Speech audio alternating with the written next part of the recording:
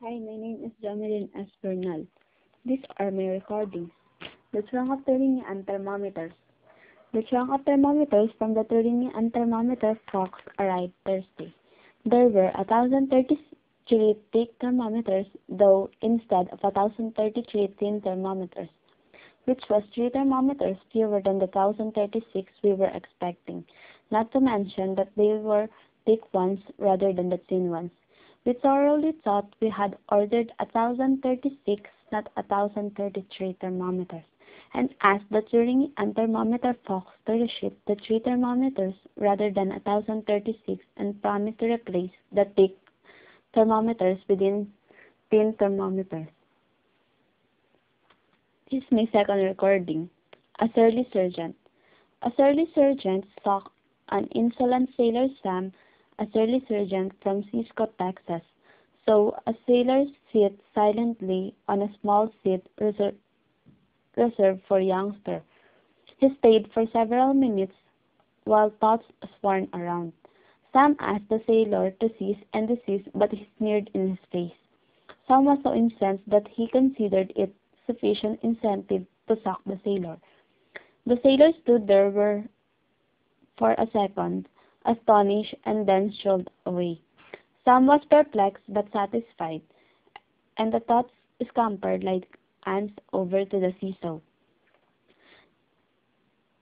The next is All Well That Ends Well. A lazy Thursday at the zoo found the zebras grazing, posing for pictures, and teasing the zookeeper, whose nose was bronzed by the sun. The biggest zebra's name was Zachary, but his friends called him Zach.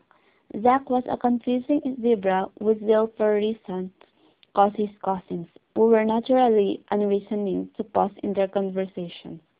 While they browsed, a philosophized as they grazed, he practiced Zen, because they were Zach's cousins. The zebra said nothing, but they wished he would muzzle himself at times. The Tan Man. This is my fourth recording. A fashionably tanned man sat casually at the bat stand, lushing a handful of practical bats. The manager, a cruddy old bag of bones, passed by and laughed. "You're about average, Jack. Can't you lush faster than that?" Jack had had enough, so he clambered to his feet and lashed bats faster than any man had ever lashed bats. As a matter of fact, he lashed bats so fast that he seemed to dance. The manager was aghast. "Jack, you're a master bat lasher," he gasped. Satisfied at last, Jack sat back and never lashed another bat. This is my last recording. A lot of long, hot walks in the garden. John was not sorry when the boss called off the walks in the garden. Obviously, to him, it was awfully hot, and the walks were far too long. He had not thought that walking would have got on the way it did, and he found the policy from the onset. At first, he thought he could talk it over the law office and have it quashed, but a small obstacle halted that thought. The top lawyers always bought coffee at the shop across the lawn, and they didn't want to stop on John's account. John's problem was not office politics, but the office policy. He resolved the problem by bombing the garden. The next is Peter Piper, my tongue twister. Peter Piper picked a pack of pickled pepper. Did Peter Piper pick a peck of pickled pepper?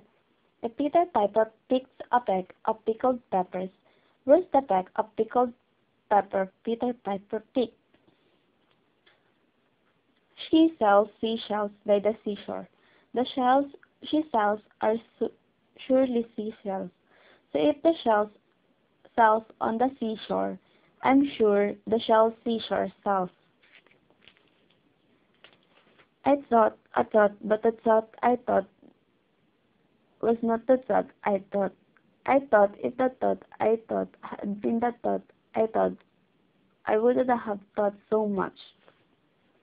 And that's all my recording. Thank you.